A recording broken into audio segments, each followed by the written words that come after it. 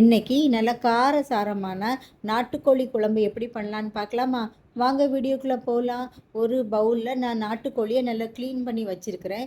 அதை ஒரு குக்கரில் ஆட் பண்ணிவிட்டு தேவையான சால்ட்டு போட்டு, தேவையான மஞ்சள் தூளும் போட்டு, ஒரு ஸ்பூன் இஞ்சி பூண்டு பேஸ்ட்டும் போட்டு, 2 கப்பு தண்ணி ஊற்றி நல்லா மிக்ஸ் பண்ணி அடுப்பில் வச்சு ஒரு 10 விசில் வேக வச்சு எடுத்துக்கலாம். இதுக்கு தேவையான தேங்காவை நல்லா துருவி ஒரு கடாயில் போட்டு, அது கூடவே பெருஞ்சீரகம், நல்ல மிளகு, வத்தல் தூள், மல்லித்தூள் போட்டு நல்லா ப்ரௌன் கலரில் வறுத்து எடுத்து அதை பேஸ்ட் பண்ணி வச்சுருக்கலாம்.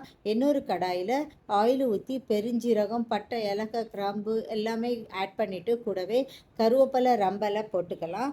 போட்டுட்டு சின்ன வெங்காயமும் பெரிய வெங்காயம் சின்னதாக கட் பண்ணியிருக்கதையும் போட்டு நல்லா ஆட் பண்ணிவிட்டு 2 பச்சை மிளகாயை கீறி போட்டுக்கலாம். ஒரு தக்காளியும் போட்டு நல்லா மிக்ஸ் பண்ணணும்.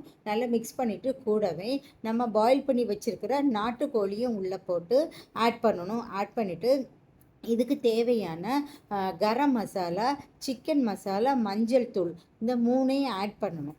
ஆட் பண்ணி நம்ம பேஸ்ட் அரைச்சி வச்சுருக்கோம்ல தேங்காய், அதையும் இது கூடவே ஆட் பண்ணி சூப்பராக கொதிக்க வச்சு எடுத்தால் போதும் ஃப்ரெண்ட்ஸ். இதே மாதிரி வீடியோ வேணும்னா என்னோடய சேனலை ஃபாலோ பண்ணுங்கள், சப்ஸ்கிரைப் பண்ணிடுங்க, மறந்துடாதீங்க ஃப்ரெண்ட்ஸ். Bye, see you.